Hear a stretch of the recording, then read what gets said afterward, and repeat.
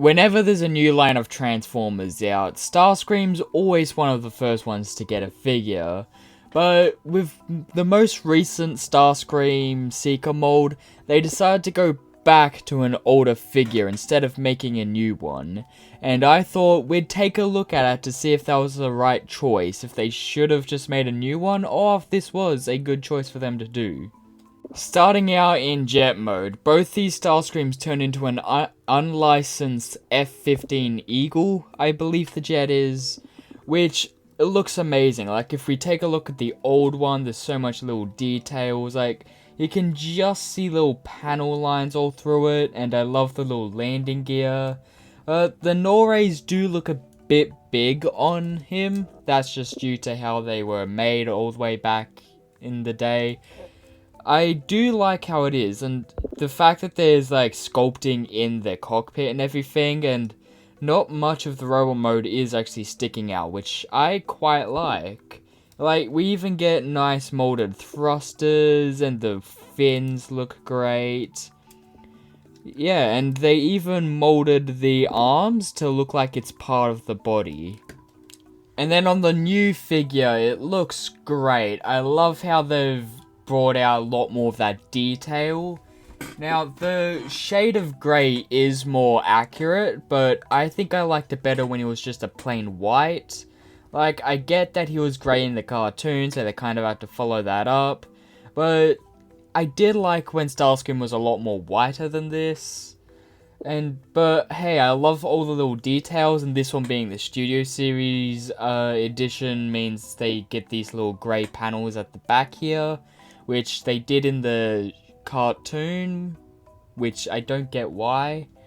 But, I mean, I love all the little details, like the back fins.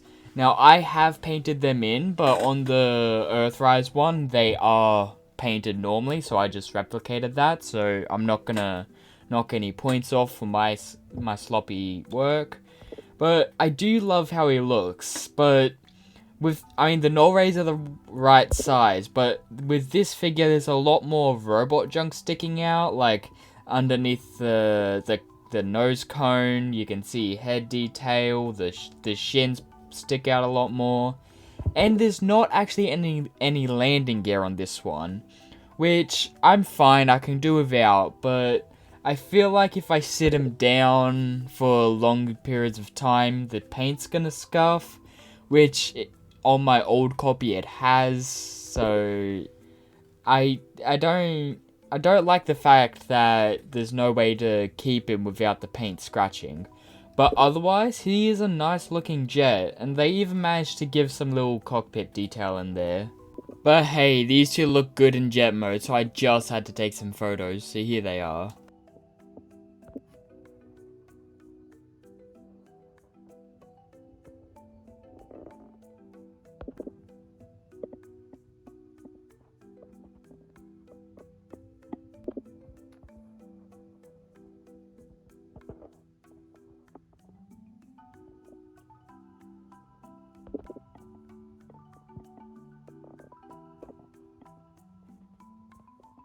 Transformation on the classic one is nice and simple, it's really easy to go through. That is due to it being a quite old toy where they weren't really that good with engineering.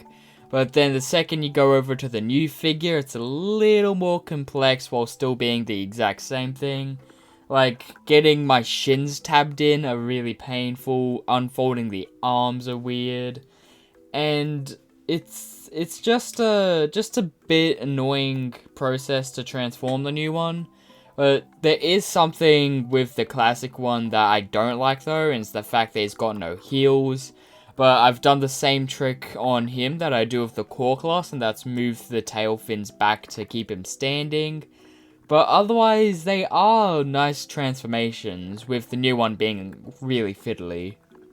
Here we are in robot mode, and wow, they look great. Like, on the old one, I love how much it captured Starscream, but from that specific time period where they weren't going for G1 accuracy, where they just wanted to make a very simple toy, I love how much it looks like Starscream for the day from when it was made.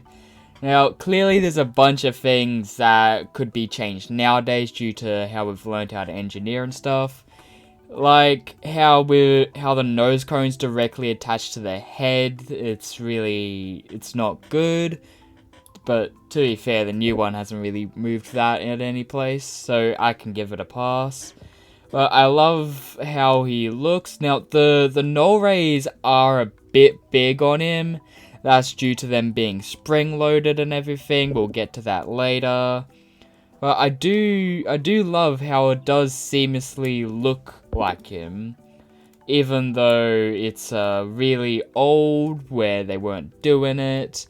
I just can't stop saying how much I love him, because this was one of my first ever Starscreams I ever got, so he holds a special place to me. But I love him that much that I can constantly sing his praises. Like, sure, he's a product of the time, and that's very clear, but otherwise he's really good. Like, he's got all this nice sculpting and everything. I love how the landing gear become his chest vents. I love how there's details on the shins and everything. It's really nice. And now with the new figure, you can tell where they got all the cues from. Like the chest going into the center, how it does. Obviously that's a Starscream thing. But when you do it, it feels like the old one. Like the arms coming out of the chest feel like the old ones. The legs coming down feel like the old ones. Now, the thing is with this new Starscream, I don't like how they did the nose cone. Personally, I reckon with how much engineering they've worked out from 2005 to now, I reckon they could have worked out how to make the nose cone split up the middle and hide into these open areas in robot mode, just so we won't have a giant nose cone sticking off the back, because that constantly annoys me. And then if they did that, we might have even got a waist swivel, where I don't get why they don't give much figures any Starscreams waist swivels. Like, it's a key part of articulation, which I will get into later, that is just missing. But I do love all the sculpted details and everything. It shows that it's come out in modern years where they're doing all these details. I love how the wings look. I love how the head looks. Like, they've given us painted eyes, which one of mine has got a little paint chip in it. I don't know how it got that. It does annoy me, but I do like it. Like, his head looks perfect, his body looks perfect. I just love how this new one looks. Posability is mostly good on these two. So on the old one, there's a swivel at the head. The arms go all the way around if you move the wing out of place, but otherwise it will only go up so far and get stopped going back. It goes out about a 90 if you move the null ray and everything. There's some backwards butterfly, but it's also hindered. The elbows bend at 90. The wrists bend in. The legs go forward so far, back so far, and all the way out to the side. The knees bend at 90, and there's no foot pivot or waist swivel, which is fine for the time it came out. On the new figure, there's a ball joint at the head, allowing for swivel up and down. The arms go all the way around, because you can move the wings out of place. There's bicep swivel, about 90 at the arm, and hands fold up and down. The legs go all the way forward, all the way out to the side, but not that far going back. The legs bend a bit past 90. There's thigh swivel and the ankle pivots. But again, no waist swivel, which is it's just a bit of articulation that's needed in modern figures to make it more expressive. Which, it's really annoying, but also fingers open and wings hinge back. Accessory wise, the Classics figure comes with two null rays. Now, they're a bit oversized for him, but that's because they're actually spring-loaded.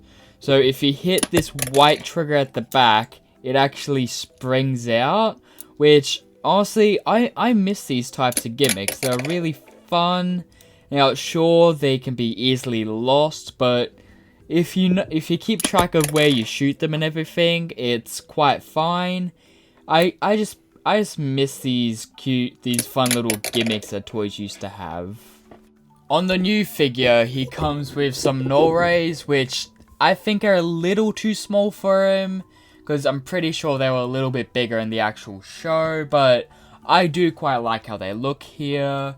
But since this is the Studio Series release, he comes with a couple more accessories. Like, you get some shoulder pads and some null rays for them shoulder pads.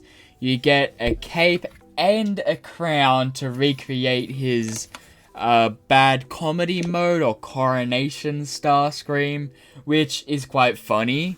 And finally, he comes with the chair from the Nemesis. Now, this is the one from, well, the Nemesis or the Revenge, I think the other one's called. I don't quite remember. Megatron had 2 ships in G1 before he got the Galvatron ship. But this is Megatron's chair where he commanded the Decepticons from in the pilot episode. This is not the chair from Starscream's coronation, because they are completely different designs. So this is the chair from the Nemesis, which, I mean, I like that we get it because it can go well with any Megatrons we have, but it's not Starscream's chair, which is really annoying. But who really cared about that chair anyway? But hey, these two look so good in robot mode that I just had to take some photos, so here they are.